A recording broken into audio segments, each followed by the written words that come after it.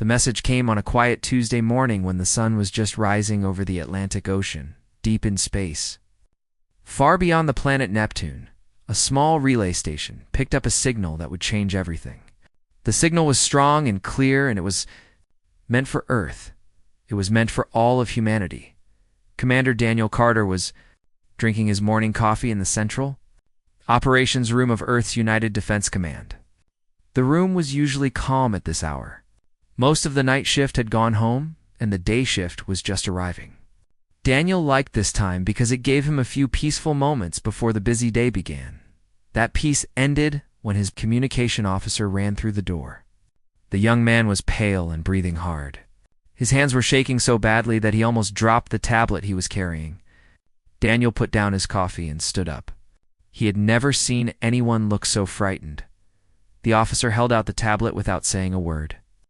Daniel took it and looked at the screen. What he saw made his blood run cold.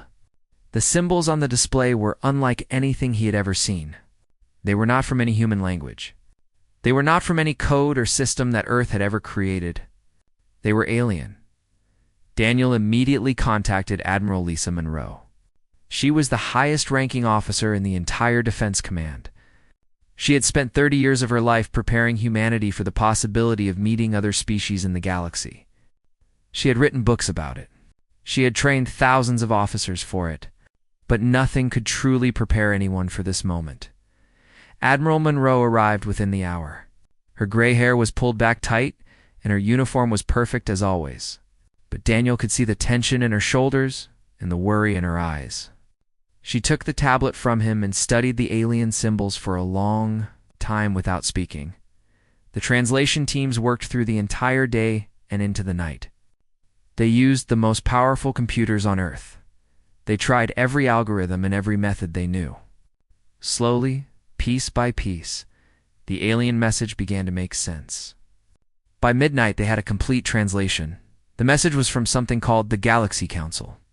According to the translation, this was a governing body made up of 47 different spacefaring species. They had existed for over 12,000 years. They controlled thousands of star systems across the galaxy. And they had been watching humanity for a very long time. The Council had seen humans take their first steps on the moon. They had watched as humanity built colonies on Mars and the moons of Jupiter. They had observed human ships traveling to distant star systems. And now they had decided that it was time to make their presence known. But this was not a friendly hello. This was not an invitation to join a peaceful community of civilizations.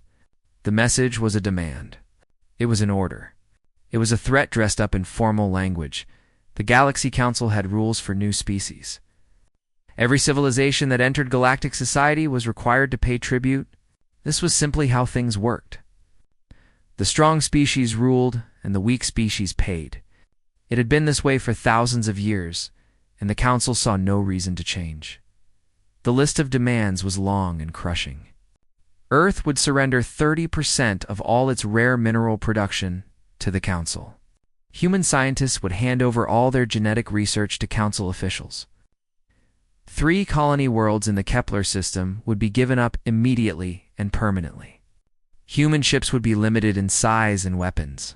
Human expansion into new star systems would stop at the borders that the Council decided, and at the bottom of the message was a warning. If humanity refused these demands, they would face something called corrective integration. The words sounded almost gentle, but their meaning was clear to everyone who read them. Corrective integration meant war. It meant conquest. It meant the end of human freedom forever. Admiral Monroe read the demands 5 times. Each time her face grew harder and her jaw tighter. She had trained her whole life to protect humanity from dangers. She had imagined wars with other nations and disasters from space. But she had never imagined anything like this. She turned to Daniel and spoke in a voice so quiet that only he could hear. "They are treating us like we have already lost," she said. "They are looking at us like we are animals that do not know they are, about to be put in cages." Daniel felt something growing in his chest as he listened to her words. It was not fear. Fear would have made sense in this moment. Fear would have been the logical response to such overwhelming power. But what Daniel felt was not fear. It was anger. It was a hot and growing fury at the arrogance of these aliens who thought they could simply take whatever they wanted. The Council had given humanity 90 standard days to respond, 90 days to gather their tribute, 90 days to surrender their colonies and their research and their pride, 90 days to accept their place as servants in a galactic order they had never asked to join. The leaders of Earth gathered in Geneva within hours of the translation being completed. Presidents and prime ministers and generals flew in from every corner of the planet. The old arguments between nations suddenly seemed small and foolish. The old borders and conflicts meant nothing now. Every human leader understood that they faced a threat that could destroy them all. President Kevin Walsh stood before them on the second day of meetings. He was a tall man in his 60s with gray hair and tired eyes that had seen too many hard decisions. He held a printed copy of the Council's demands in his hands. "We have 90 days to decide the future of our species," he said. His voice was calm and steady. "We can accept these demands. We can pay their tribute and surrender our colonies and become part of their system. Many other species have done this. It is the safe path. It is the path that keeps us alive." He paused and looked around the room at every face watching him. "Or we can refuse," he continued. "We can tell the Galaxy Council that humanity does not pay tribute to anyone. We can stand up and say no. This path is dangerous. It might lead to our complete destruction. But it is the path that lets us keep our souls." The debate that followed lasted 3 full days and 3 full nights. Some leaders begged for peace. They talked about the size of the Council's fleets and the power of their weapons. They talked about the millions of innocent people who would die in a war that humanity could not possibly win. They said that survival was more important than pride. Others demanded resistance. They talked about freedom and dignity. They talked about the children who would grow up under alien rule. They talked about what it would mean for humanity to bow down without even trying to fight. Admiral Monroe spoke on the final day. She did not talk about military strategy or odds of victory. She asked one simple question: what kind of species do we want to be? The vote was taken that evening. One by one, every leader made their choice. The room was completely silent as the results were counted. The vote was unanimous. Every single leader had voted the same way. Humanity would not pay tribute. Humanity would not surrender. Humanity would not kneel. President Walsh sent the response himself. It was just one word, transmitted in every human language and every alien language they had decoded. "No." Admiral Monroe stood beside him as the message traveled out into space. She knew what was coming. She knew the Council would not accept this answer. War was now certain, but when she looked around at her officers, she did not see fear. She saw fire. The countdown had begun. The news of humanity's answer spread across the solar system like wildfire. Every colony heard it. Every space station received the transmission. Every ship in the fleet picked up the message. That single word traveled from Earth to Mars to the moons of Jupiter and beyond. No.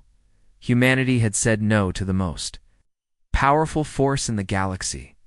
The government had prepared for panic. They had written speeches to calm frightened citizens. They had placed security forces on alert in every major city. They expected riots and chaos and people trying to flee to the outer colonies where they might be safe. None of that happened. Instead of panic, there was anger.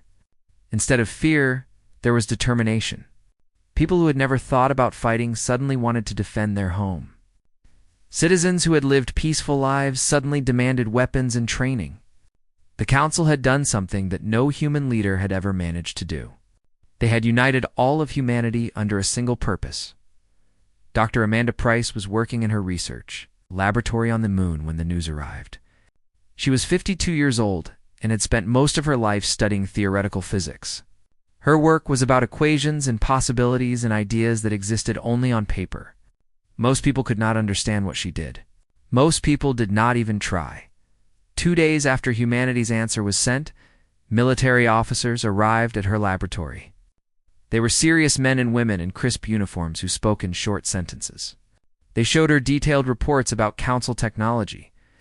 They showed her estimates of alien weapons that could destroy entire cities from orbit. Then they asked her one question. Could she build a shield to protect Earth? Amanda studied the data they had given her. The math was clear, and the math was brutal. The energy requirements for such a shield were beyond anything humanity had ever produced. The technology simply did not exist. Building such a thing would normally take 50 or 60 years of research and development. She looked up at the officers, told them she would do it in 60 days. She told them it was probably impo. Sabelle, she told them she would need every scientist and every resource they could spare. And she told them she would try anyway. Because trying was all that mattered now. That spirit spread too. Every corner of human space in the weeks that followed, Captain Greg Turner commanded the largest shipyard in the solar system. It floated in orbit above Mars. A massive structure of metal and light where thousands of workers built the ships that carried humanity to the stars. For years, these workers had constructed cargo vessels and exploration craft. They had built machines designed for peace and discovery and the expansion of human knowledge. Now, they would build something very different. The conversion. Orders arrived on the third day after humanity's answer. Greg gathered his workers in the main assembly hall and explained what needed to happen. Cargo ships would become warships. Mining vessels would become missile carriers. Every piece of equipment would be examined for military use. The work began immediately, and it never stopped. Day shifts blended into night shifts. Workers slept in short bursts and ate their meals while standing at their stations. Mining lasers were removed and replaced with weapons designed to cut through armor. Cargo bays were emptied and filled with missiles and ammunition.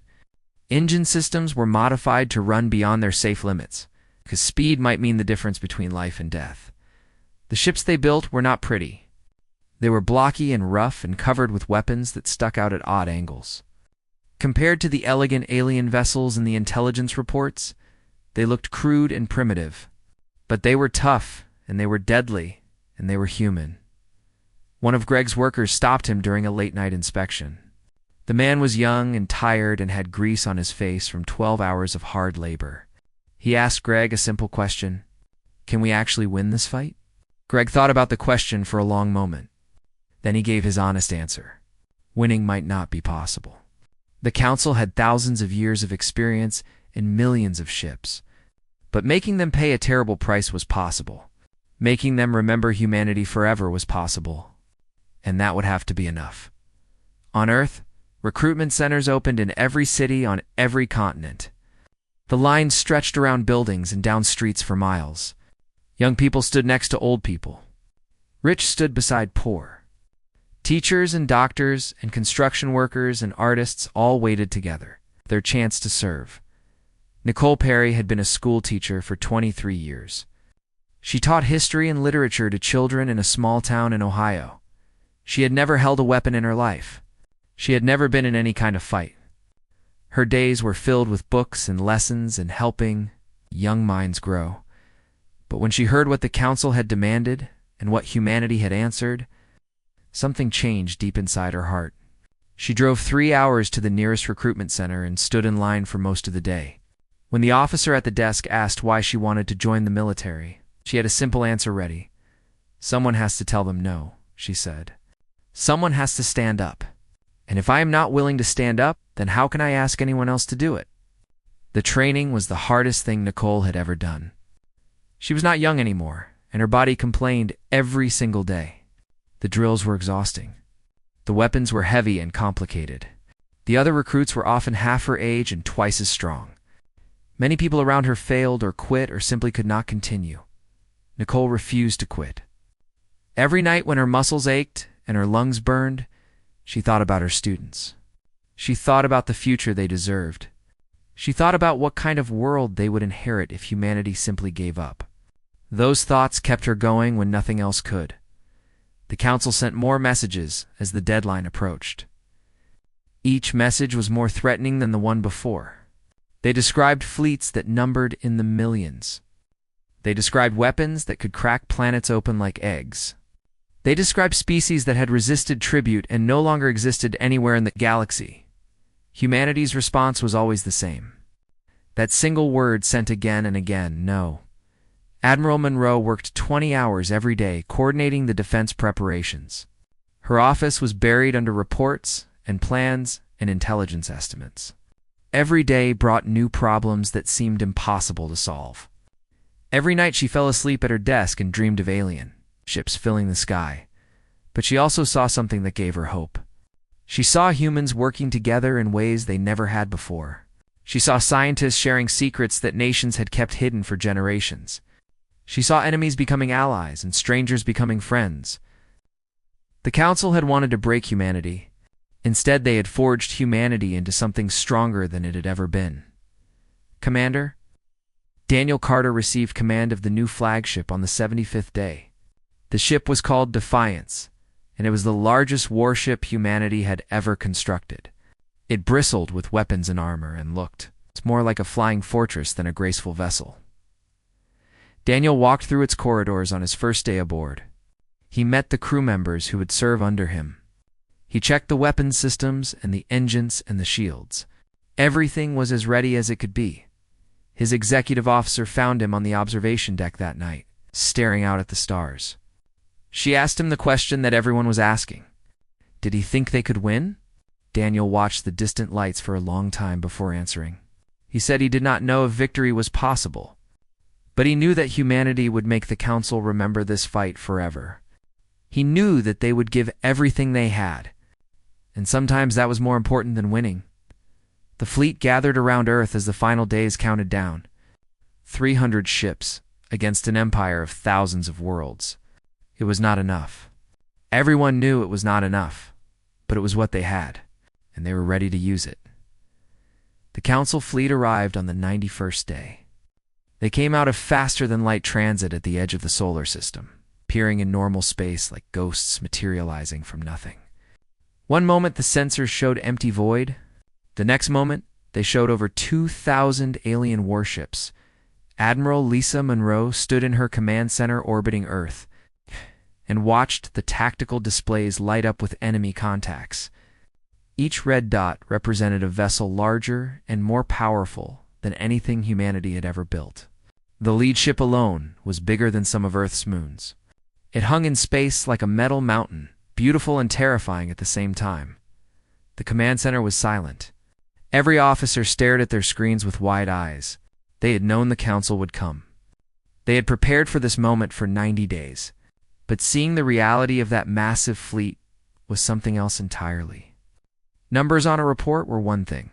Actual ships ready to destroy everything you loved were another. Monroe kept her voice calm and steady when she spoke. She had practiced this moment in her mind 1,000 times. All stations report status, she said. The responses came back one by one. Weapons ready. Shields ready. Fleet standing by. Earth's defenses were as prepared as they would ever be. A communication officer spoke up from across the room. Admiral, they are hailing us. Monroe straightened her uniform and nodded. Put them through. The main screen flickered and then showed an alien face. The being was vaguely humanoid in shape, but clearly not human. Its skin was pale blue like a winter sky. Its eyes were completely black, with no white showing at all. It wore some kind of elaborate clothing that might have been a uniform or might have been ceremonial dress. When it spoke, translation system rendered its words in perfect English. I am High Arbiter Thiessen of the Galaxy Council, the alien said. Its voice was cold and flat, like someone reading from a script they had read many times before. Your defiance has been noted and recorded. You have been given the opportunity to submit your tribute and accept integration peacefully. You have refused this generous offer. You now have one final chance. Surrender now, and your punishment will be reduced. Continue your foolish resistance, and your entire species will serve as an example to others. Monroe looked at the alien face on her screen. She thought about all the people on Earth below her. She thought about the colonies scattered across human space. She thought about the soldiers and scientists and ordinary citizens who had worked so hard to prepare for this moment. This is Admiral Lisa Monroe. She replied, I speak for the United Earth Government and for all of humanity. We received your demands 90 days ago. We considered them very carefully, and we decided that we would rather die as free people then live as your servants. Our answer has not changed. Our answer will never change. The answer is no. There was a long pause. The alien's black eyes seemed to study her through the screen. When it spoke again, there was something different in its voice. Perhaps it was surprise. Perhaps it was anger. Perhaps it was simply confusion at meeting a species that would not submit. Then you have chosen extinction, Thiessen said. The screen went dark. The first wave of council ships began moving toward the inner solar system immediately. Their formation was spread wide across millions of kilometers. They moved with the confidence of predators who had never met prey that could fight back. Their speed was casual, almost lazy. They were in no hurry. They had done this many times before. They did not expect what waited for them at Neptune. Captain Greg Turner had been hiding his ambush fleet in the shadow of the gas giant for 3 days. 50 ships running completely silent with all systems powered down to minimum. The crews had lived in darkness and cold, eating emergency rations and speaking in whispers, even though no one could possibly hear them. When the Council advance force passed within weapons range, Greg gave the order to attack. The human ships came out of hiding like wolves emerging from a forest. Their engines roared to full power. Their weapon systems came online, and they launched everything they had at the unsuspecting enemy the Council had abandoned. Nuclear weapons thousands of years ago, they considered such technology primitive and inefficient. Their shields were designed to deflect energy beams and plasma bolts and the advanced weapons of civilized species. They were not designed for the raw, brutal force of nuclear explosions. The first warheads detonated against Council shields in blinding flashes of light and radiation. The shields flickered and failed under the assault. 3 Council ships were destroyed in the first seconds of the battle, torn apart by forces they had not prepared for. 4 more were crippled, their systems overloaded and their crews dead or dying. The Council fleet stopped its advance. Confusion spread through their communications like a disease. This was not supposed to happen. Primitive species did not fight back. Primitive species certainly did not destroy Council warships on the first engagement. On Earth, crowds had gathered around public display screens in every city. They watched the battle unfold in real time, transmitted from sensors across the solar system. When the first Council ships exploded, a sound rose up from those crowds. It was cheering. It was crying. It was the sound of hope being born in the hearts of people who had expected only death. Admiral Monroe allowed herself a small smile as she watched the tactical display. The ambush had worked better than she had dared to hope, but she knew this was only the beginning. The Council had lost 7 ships. They still had nearly 2,000 more. The real battle was just starting. High Arbiter Thiessen stared at the reports coming in from the Neptune engagement. He had commanded Council fleets for over 200 years. He had overseen the integration of 37 species. He had never lost a single ship to primitive resistance. Now, he had lost 7 in the first hour. He gave new orders to his fleet commanders. No more casual advances. No more spread formations. The humans had shown they could fight. Now the Council would show them what real power looked like. The main Council fleet reformed into a tight battle formation and began moving toward Earth at full speed. Their weapons charged to maximum. Their shields reinforced with every bit of energy they could spare. They would not be surprised again. Commander Daniel Carter watched them coming from the bridge of the Defiance. His ship was positioned at the front of humanity's defensive line, ready to meet the enemy head-on. Around him, 300 human vessels waited for orders. They were outnumbered almost 7-1. Their technology was centuries behind their enemy. By every logical measure, they had already lost. But logic did not account for the fire that burned in human hearts. Daniel opened a channel to the entire fleet. His voice reached every ship, every crew member, every soul who had chosen to stand against the Council. "They are coming," he said. "They think we are weak. They think we will break. They think this will be easy. Today, we show them how wrong they are. Today, we show the galaxy what humanity is made of. Whatever happens next, know that I am proud to fight beside you. Now let us give them a battle they will never forget." The Council fleet entered weapons range. The sky filled with fire, and humanity refused to run. The battle for the solar system was the most violent event in human history. Ships exploded like fireworks across the darkness of space. Weapons fire painted the void in colors that had no names. The screams of dying crews were cut short as their vessels were torn apart by forces beyond imagination. The initial victories at Neptune had given humanity hope. But hope alone could not defeat an empire that had ruled the galaxy for 12,000 years. The Council adapted quickly. They learned from their losses. They changed their tactics. And they kept coming. Human ships fell by the dozens in those first terrible weeks. Each loss was felt across all of human space. These were not just machines being destroyed. These were sons and daughters, mothers and fathers, friends and lovers. Every explosion meant families who would never be whole again. But for every human ship that died, took Council vessels with it. Captains rammed their crippled ships into enemy formations. Crews refused to surrender even when their situation was hopeless. Wounded soldiers kept fighting until their last breath left their bodies. The Council had never seen anything like it. By the end of the first month, the outer colonies had fallen.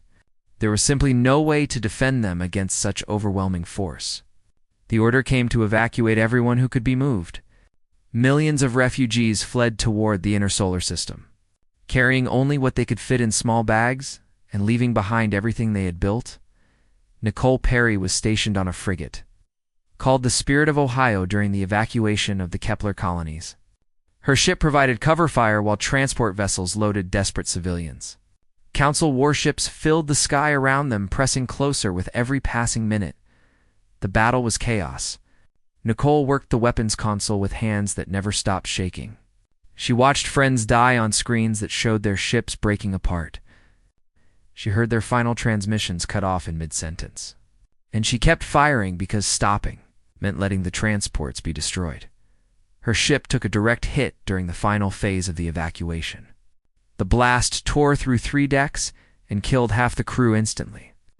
Fires broke out in the engine room. The hull began to crack. The captain gave the order to abandon ship, but Nicole and a handful of survivors refused to leave. The weapon systems were still working.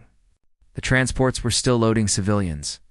Every second they could keep fighting meant more people escaping to safety. They sealed the damaged sections and rerouted power to the guns. They worked in suits because the air was leaking out. They fired until their ammunition ran dry, and then they fired the emergency systems that should never be used as weapons. They fought until rescue ships finally arrived to pull them out. A Council prisoner was brought aboard the rescue vessel. He was a junior officer whose ship had been destroyed in the fighting. He looked at Nicole with genuine confusion in his alien eyes. "Why do you keep fighting?" he asked her. "Your defeat is mathematically certain. Every calculation shows that you cannot win. Continuing to resist only increases your suffering." Nicole was exhausted. Her body hurt in places she did not know could hurt. She had watched people she cared about die. She had come closer to death than she ever wanted to come again. But she still found the energy to answer his question. "Because we are human," she said. "We do not make decisions based on mathematics. We are angry." The Council officer had no response to that. The war ground on through the second month and into the third. Humanity lost battle after battle. The defensive lines fell back again and again.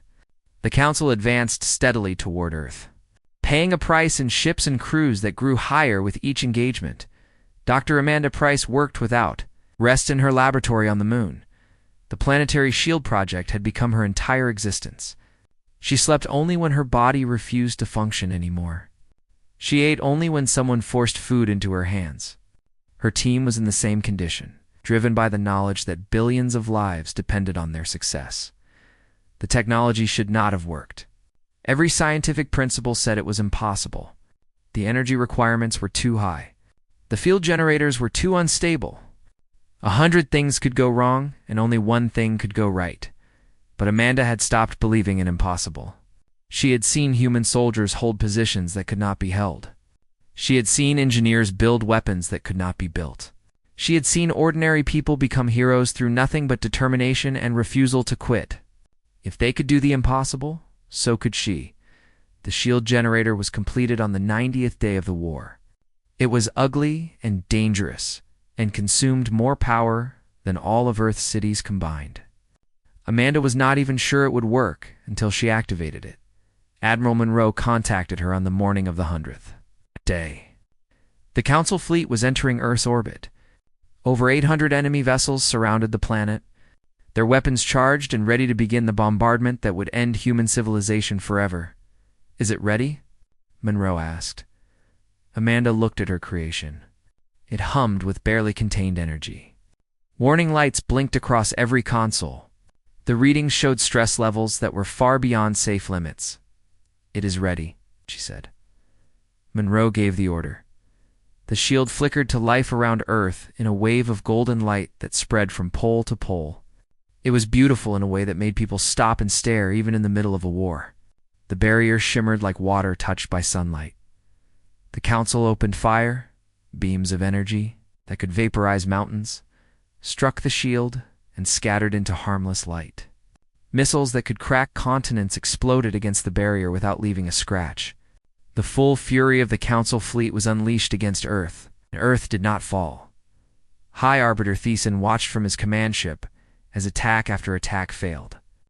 The primitive species had done something his own scientists said was impossible. They had built a planetary shield with technology that should have been centuries beyond their capability, for the first time since the war began. Thiessen felt something unfamiliar crawling up his spine. It took him a moment to recognize the emotion because he had not felt it in over 100 years. It was doubt on Earth. People emerged from shelters and looked up at the sky. The shield turned the Council's killing light into aurora, displays that painted the heavens in colors of red and green and gold. Children pointed and laughed at the pretty lights, not understanding that each flash was an attack that would have killed millions. Humanity had survived another day, and in war, sometimes that was enough. The siege of Earth lasted 6 months. The Council threw everything they had at the planetary shield, searching for weaknesses that did not exist. They tried concentrated fire from 1,000 ships at once. They tried exotic weapons that had destroyed other civilizations. They tried waiting for the shield to fail on its own. Nothing worked, Dr. Amanda. Price and her team improved the shield technology every single day. Each attack taught them something new. Each failed assault gave them data they used to make the barrier stronger. The Council was fighting an enemy that learned faster than they could adapt. Meanwhile, human resistance spread across the occupied colonies like a fire that could not be contained. The Council had expected submission after military defeat. They had conquered hundreds of species, and all of them had eventually accepted their fate. Humans were supposed to be no different. They were very different. Chris Bennett had been a farmer on the colony world of Konzo arrived. He had grown crops and raised animals and lived a simple, peaceful life. When the occupation began, he was expected to continue farming and give most of his harvest to the new rulers. Instead, he became a resistance leader. His group started small, just a few friends who refused to accept alien masters. They hid in the mountains and planned raids on Council's supply lines. They sabotaged equipment and freed prisoners and made life difficult for the occupiers in every way they could imagine. The Council sent soldiers to hunt them. Chris lost people he cared about. The odds against them were impossible. But they kept fighting because fighting was all they had left. "We just need to hold on," Chris told his people during the darkest nights. "Earth is still free. As long as Earth stands, we have hope." That hope sustained resistance movements across every occupied world. Humans refused to be conquered even when they were surrounded by enemies. They fought with weapons when they had them and with bare hands when they did not. They made the Council pay for every inch of ground in blood. The turning point came in the 7th month of the war. 3 Council member species announced they were withdrawing from the coalition. They had joined the campaign expecting easy tribute from a primitive newcomer. They had expected a quick victory and a share of the spoils. Instead, they had lost hundreds of ships and thousands of soldiers fighting an enemy that simply would not stop. The cost was too high. The war was taking too long. Other matters needed their attention. More withdrawals followed. Species that had been loyal council members for thousands of years began questioning whether this fight was worth continuing. The coalition that had seemed unbreakable began to crack. High Arbiter Thiessen watched his alliance crumble and felt the doubt that had started at Earth grow into something worse. He had been so certain of victory. He had been so confident that humans would break like every other species. He had been wrong. He requested a meeting with human leadership. Admiral Lisa Monroe traveled to a neutral station constructed specifically for the occasion. She brought no weapons and only a small escort. The station floated in empty space between the two fleets, a tiny bubble of peace in the middle of war. Thiessen was waiting for her in the main conference room. He looked different than he had in their first communication. The arrogance was gone from his posture. The cold certainty had faded from his black eyes. He looked tired in a way that Monroe understood very well. "We will withdraw," he said, without any greeting or ceremony. "Your species will be left alone. You will not be asked to pay tribute or accept integration." Monroe kept her face neutral, even though her heart was racing. "What about our colonies? They will be returned to your control. Our forces will leave within 30 standard days and guarantees against future aggression." Thiessen's black eyes studied her for a long moment. "You have made your point, Admiral. The Galaxy Council has existed for 12,000 years. We have integrated hundreds of species. In all that time, no one has ever refused our demands and survived to tell about it. You have broken something that cannot be easily repaired. Other species will hear about this. They will wonder if they too could say no." "Good," Monroe replied. "Maybe your next first contact will start with a handshake instead of a demand." The Council fleet began withdrawing from human space 3 days later. The celebrations that followed lasted for weeks. People danced in the streets of every city on Earth. They cheered on every colony that had held out against occupation. They wept for the dead and embraced the living. Commander Daniel Carter stood on the observation deck of the Defiance and watched the enemy ships disappear into faster-than-light transit. He had lost many friends in this war. He had seen horrors that would haunt his dreams forever. But they had one. Against all odds and all logic, they had one. Nicole Perry returned to her hometown in Ohio after the war ended. The school where she had taught was still standing. The children she had worried about were still alive. She went back to teaching history and literature, but now she had new stories to tell. True stories about ordinary people who refused to give up. Dr. Amanda Price received every honor humanity could give her. She did not care about medals or titles. She cared about the fact that her work had saved billions of lives. That was enough. Chris Bennett and the other resistance fighters emerged from their hiding places on Haven. The occupation was over. The Council soldiers were gone. The fields he had once farmed were damaged, but not destroyed. He began planting new crops the very next day. President Kevin Walsh addressed all of humanity on the anniversary of First Contact. His face appeared on screens across the solar system and beyond. He spoke simply and honestly about what they had accomplished together. "They thought we would kneel," he said. "They thought fear would be enough to break us. They were wrong. And if anyone else in this vast galaxy thinks they can demand tribute from humanity, let them come. Let them learn what we taught the Council." He paused and looked directly into the camera. "We do not kneel. We do not break. And we do not pay tribute to anyone." In the years that followed, humanity expanded across the stars with new confidence. They met other species, some friendly and some hostile. But the lesson of the tribute war was never forgotten. The galaxy had learned what humans were capable of when pushed too far. They had seen a young species stand against an ancient empire and refuse to fall. They had watched the impossible become possible through nothing but determination and courage. Other species began to whisper about the humans.